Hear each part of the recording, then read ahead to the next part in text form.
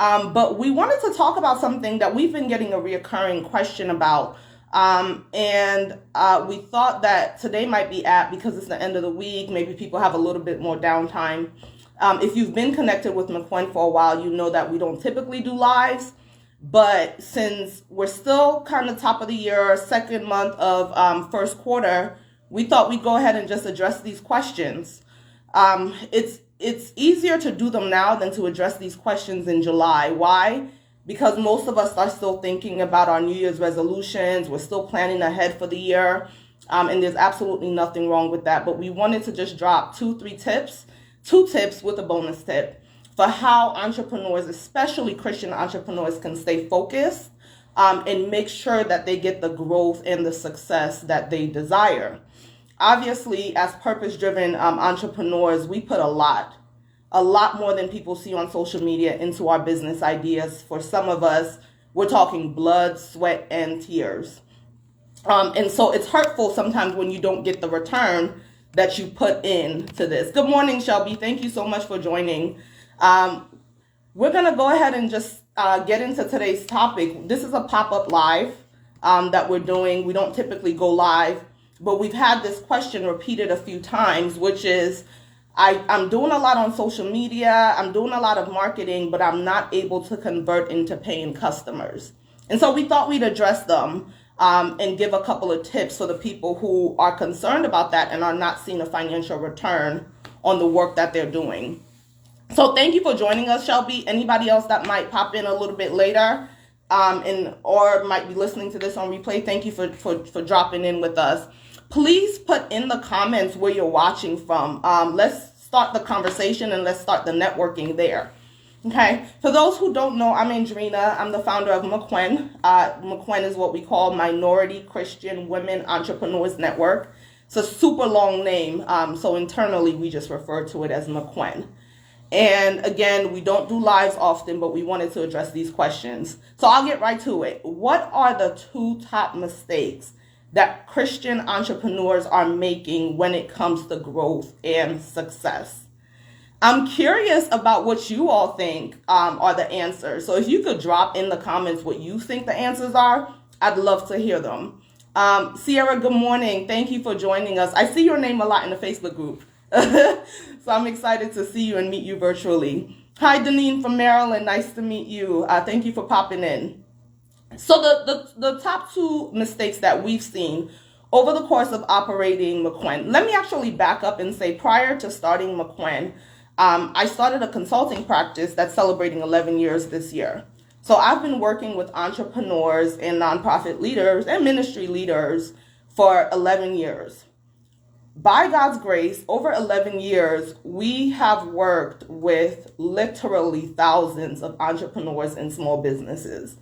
Between the workshops, the trainings, and the actual clients that we have, thousands of entrepreneurs. And you start to see recurring patterns, right, as you're working with people. And you can tell, even before you get too deep into their strategic plan, where the holes are. And so, again, these recommendations are based on my experience. Be More is in the house. Sierra, I love it. I'm in Baltimore as well. We might have seen each other in the grocery store. Who knows? But good to meet you virtually. All right, so back into it. So what are the top two mistakes? Number one, too much focus on the topical elements of your business.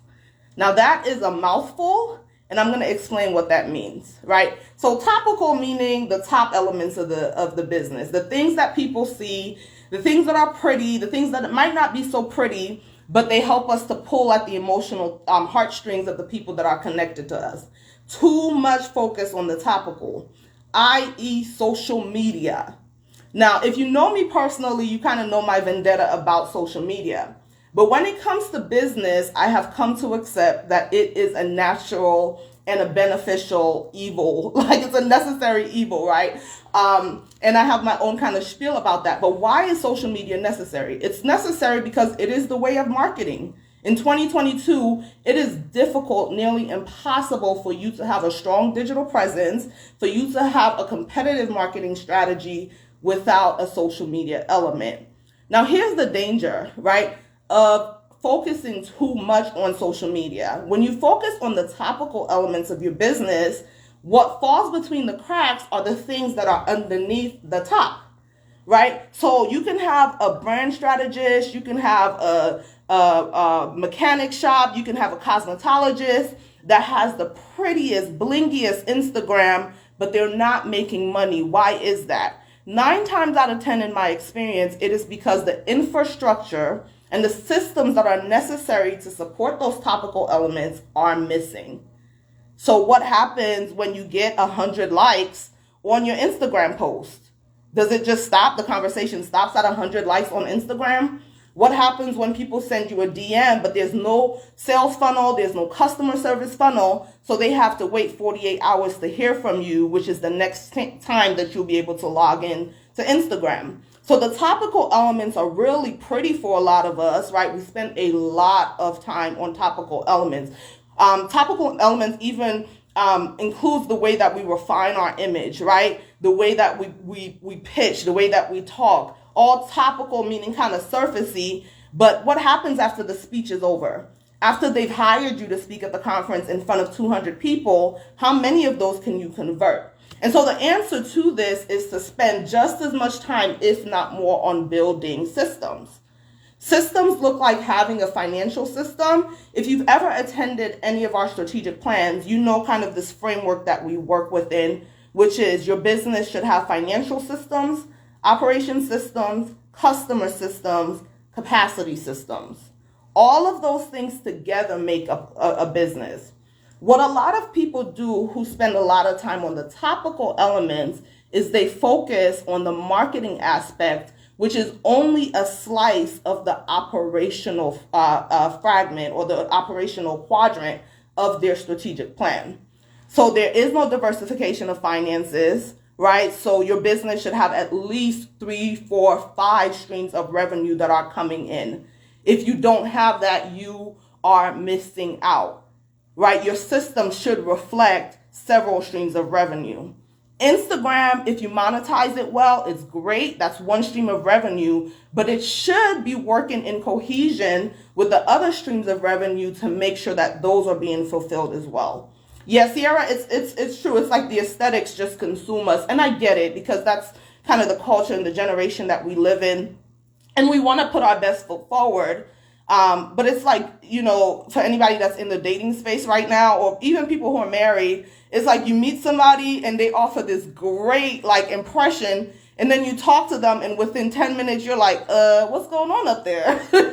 You know what I mean? And so it's like aesthetics are great for the initial impression. They're great for the initial attraction, but the substance in your head is what sells your business. And more importantly, is what sustains your business during lean periods.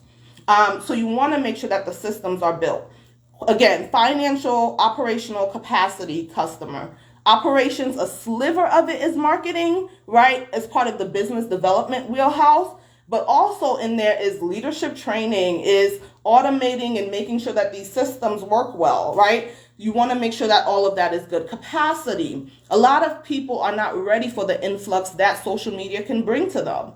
So you have 100,000 followers on Instagram or on Twitter or on Facebook, and then all of a sudden there's this overwhelm of business inquiries, but there's no capacity to support it. So you have to put people on a waiting list. Well, what happens when you put people on a waiting list for too long? They go find somebody else that can work with them.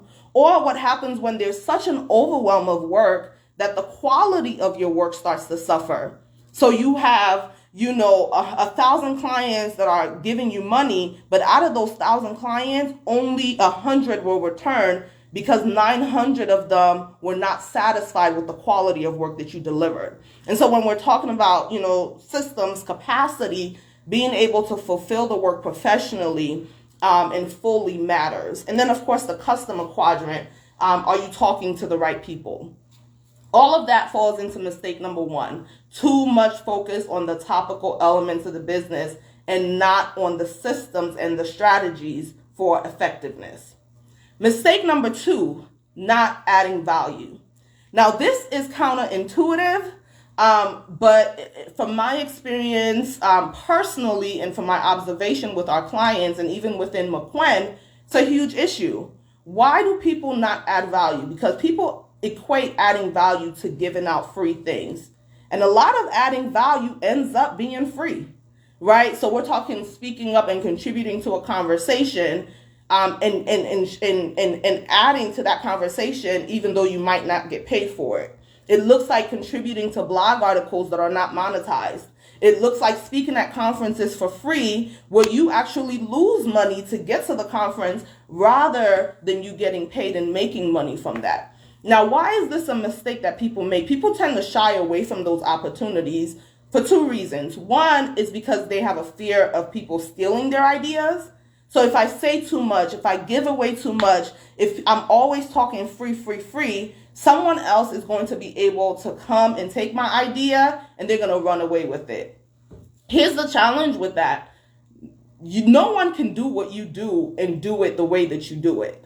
Point blank, period. Right? They can steal the idea, they can steal the language, but they cannot steal the anointing. They cannot steal your story, and they cannot steal your expertise or your credibility. And so we have to come to the table with that kind of a posture where I'm more concerned about adding value than I am concerned about people stealing from me. The other challenge, right, with not adding value that I've seen is that we approach these conversations sometimes with a poverty mindset, meaning that we translate adding value to, if I give things away for free, what will people buy? And again, based on my experience and even where I'm coming from a background where things were not handed to me, I get it, right? I get it. We want to hold on and we want to squeeze the penny out of every single experience, every single idea that we get. And what we don't understand is that sales works as a funnel, right? It's not the idea necessarily that you get initially that people will pay for. It might actually be some reiteration or some other evolution of that idea that actually lands. So I might see a need in the market for water, but the first water bottle that I sell might not be the most expensive, might not get me the most clients. It might be the third iteration that figures, oh, people like pink. Oh, people like flavored water. Oh, people like colored water, right? That might actually be the $1 million idea. So the more you hold on, tightly to the idea and you're afraid to add value, you're afraid to test it out, you're afraid to give it out for free, the more you are actually robbing yourself of the opportunity to evolve, to create further iterations of whatever it is that God has deposited into you. Sierra, I am glad you are here and talking to me, because otherwise I feel like I would be talking to myself, sis. But I appreciate that. So that's the second mistake, is not adding enough value. Again, fear of people stealing your ideas.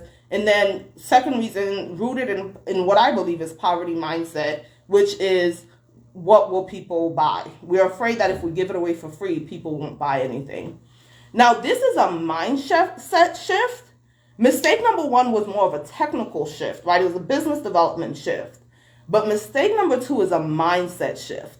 And it's a mindset shift because it's going to require you to reframe the way you see poverty and understand poverty, the way you understand value, in the way that you view the market, right? And it's important to always add value for three reasons. One, you instantly add credibility. Instantly add credibility.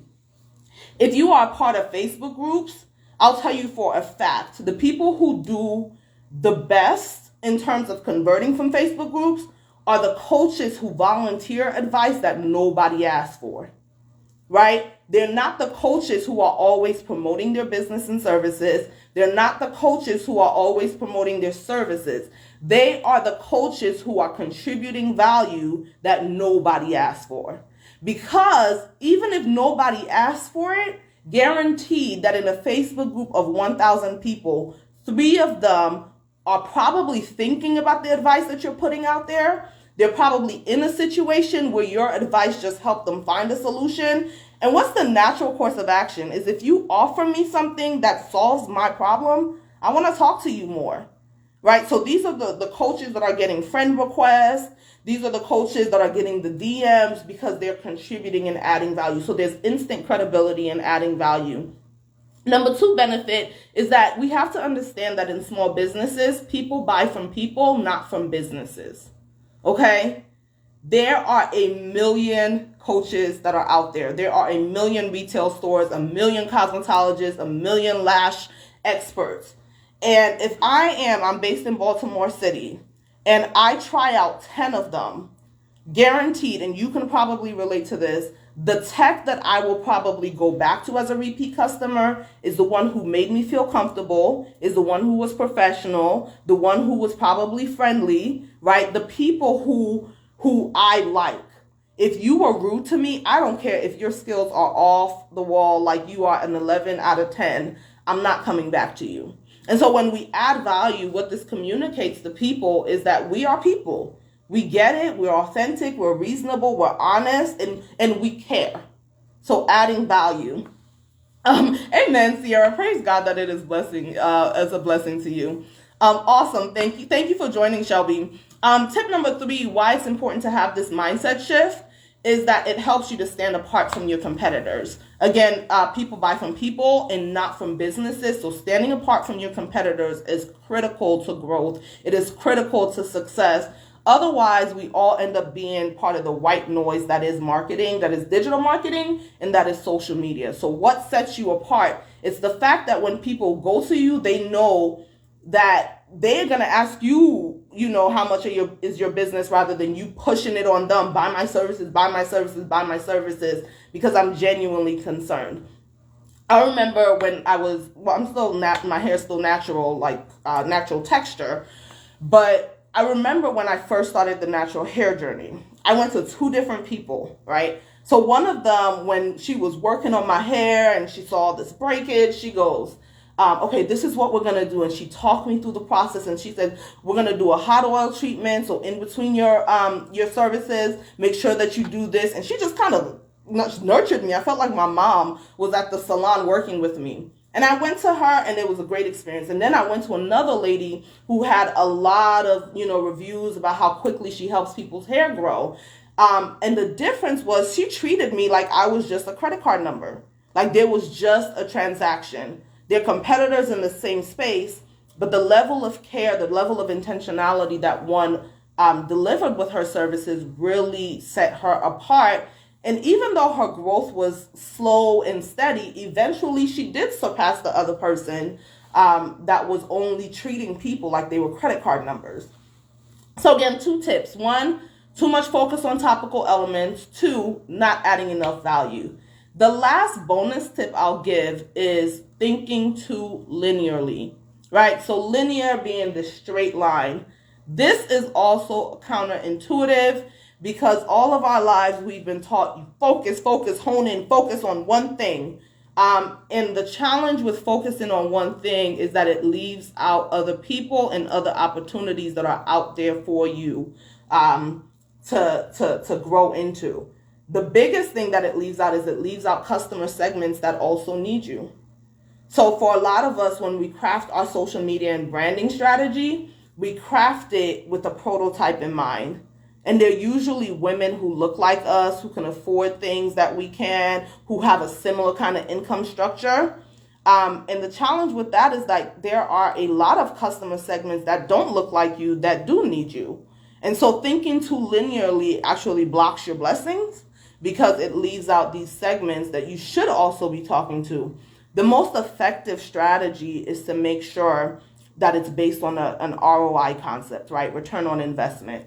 And so I will proportionately speak to people based on the return that I'll get. So the main audience, the ones that might look like me, the ones that have a proven track record of interest in my work, they might get 50% of my time, and that's okay. I'll spend the majority of my time talking with them.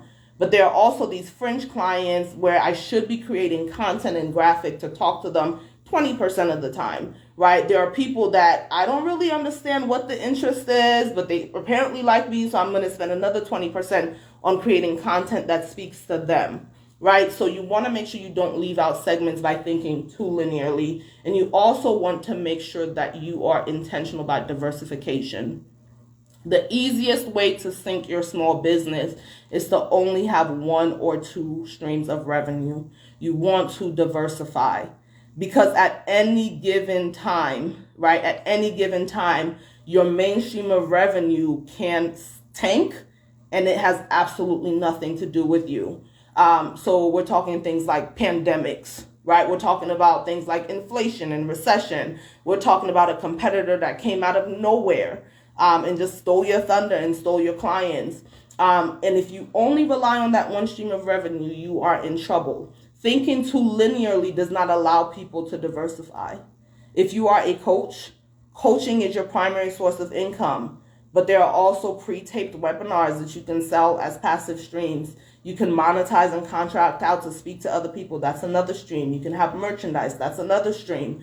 You can have ticketed events. That's another stream. So we're talking one coaching program, 5 streams of revenue, and they get a proportional amount of attention as the return that you're going to get on them. So make sure that you don't think, as a bonus tip, too linearly, because it's counterproductive to diversification of revenue streams.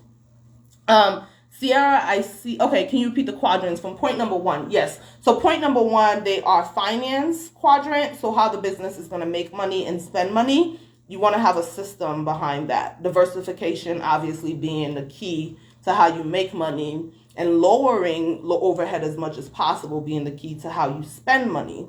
Second quadrant is operations. In that operations quadrant, you have things like your business development systems.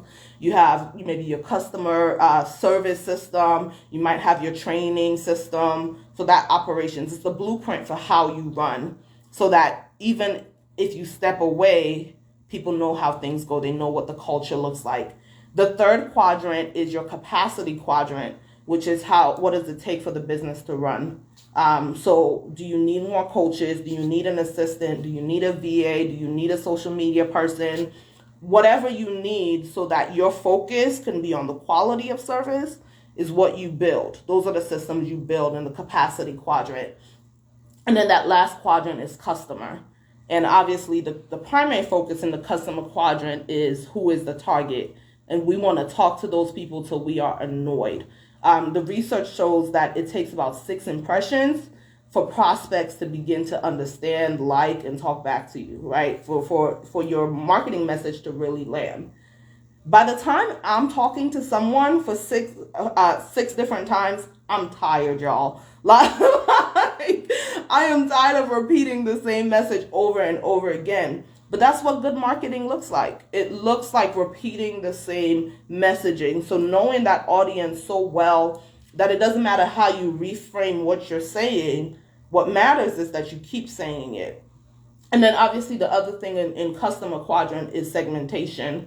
So knowing my ideal prototype and client looks like this, makes this much money, spends this much time on this platform. But there are also these fringe customers that might not be interested in my coaching services, but they will be interested in one-off event attendance, or they might be interested in a book, in between whatever it is that they're doing, and speaking to them just as passionately, just as intentionally as you would that target and that primary customer. So hopefully that's helpful, Sierra, but those are the quadrants: finance, operations, capacity, and customer. So hopefully this live helped. To recap, if you're just joining us, we're talking about growth tips. Number 1, too much focus on topical things and not the systems. Number 2, not adding enough value to your space and your industry. And then the bonus tip I gave is thinking too linearly. Now, I hope, again, that this is helpful, because that's the goal of MCWEN, is to make sure that we're adding value as much as possible. One of the challenges that we're seeing is that when it comes time for people to network and to brand and to market themselves, I mean, our ticket sales sell out like that, right? Like they go fast off the ball. But then when it comes time to do things like this business development stuff, a lot of people don't like to do it. Like, it's boring to a lot of people, understandably so.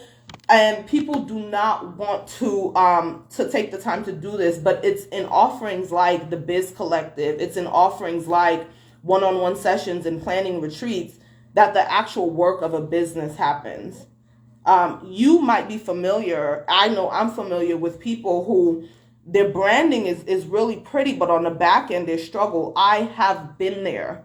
Like, I've been there where you couldn't tell from social media that I was struggling, making money. You couldn't tell that, this extreme was happening in my business, right?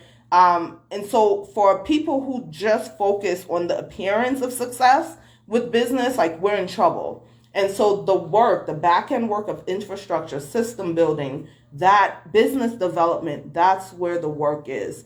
And again, our stats and the behaviors that we've seen, even within MCWEN, confirm that. Like, people don't like that. They don't want to do that. So we offer a bunch of different support systems. We offer our Biz Collective. That's where we get nitty gritty.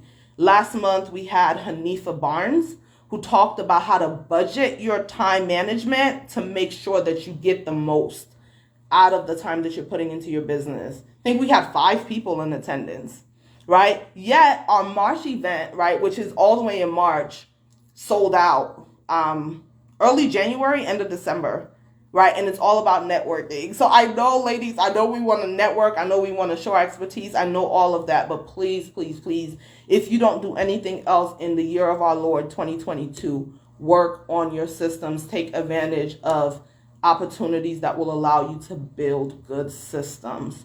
The pretty doesn't build the business. It's the systems that build it. Sierra says, thank you so much. I've heard...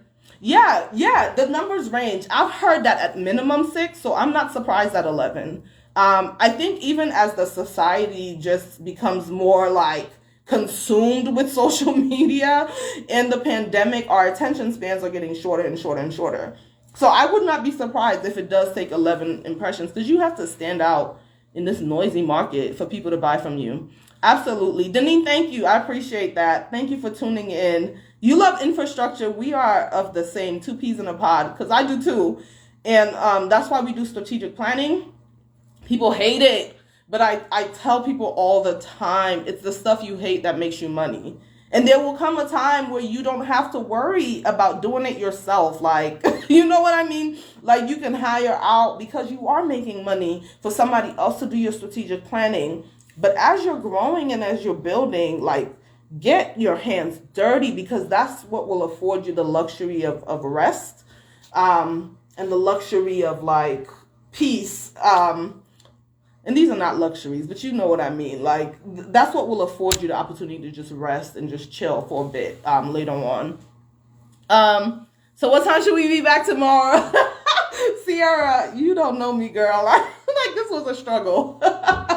This was a struggle, and I am unashamed of the struggle. But I will try. I absolutely will try to do my best with coming on lives a little bit more often. But no lives tomorrow. But great segue into a plug, which is that our Biz Collective, which is happening next Monday. I'm the speaker. Obviously, I'm talking about strategic planning. So I'm actually doing a full 2-hour workshop on strategic planning. That's on Monday. It is on the upcoming events page of our website. I'll put the link in the comment. And I hope you all can join, because these are meant to help. We got to do... Y'all, for those who don't know, women of color, we are making $66,000 a year on average, compared to our counterparts who are making $250,000 a year on average. $66,000, y'all. I don't know about you, but for me, right, after sweating and bleeding and crying and sacrificing, I think I deserve a little bit more than $66,000 a year. And there's nothing wrong with that, right? There's nothing wrong with that. But I don't want to start there and end there. You know what I mean? If this year I made $30,000, next year I have to make $45,000. The year after that I want to make $60,000. The year after that I want to make $80,000, and get to $1 million, however quickly or slowly that takes. But I think that our worth is comparable to what other people are making. So again, I can get on these tangents and talk about this all day long, but the bottom line, the systems will build our business, but we have to be faithful to the systems. And the systems, that's the part that nobody sees. That's the part that's uncomfortable. It's hard.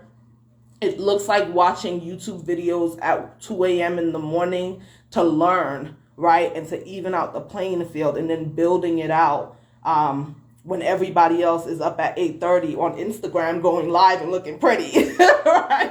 And there's nothing wrong with that. If that is your brand, please, by all means, sis, go for that. But for a lot of us, the Instagram and going live and looking pretty and perfect all the time is not what sells. And even if that does, I mentioned earlier the sales funnel. The sales funnel, there are actually 6 parts of the sales funnel. And impression and awareness are only 2 prongs in the funnel. So the topical thing should lead to a conversion space, should lead to a newsletter, should lead to a call to action, should lead to a conversation, should lead to a value added component like a free consultation, something that actually takes it a step further than just impression. So hopefully that lands. Again, thank you all. I know this is a pop-up. I said I was going to talk for 20 minutes. 34 minutes later, I'm still yapping. But it's great to see you all. Again, thank you for joining. If you have any questions, drop them in the comments, and I am more than happy to answer and support where we can. God bless you. Thank you for rocking with MCWEN, and we'll keep trying to give you good content. God bless.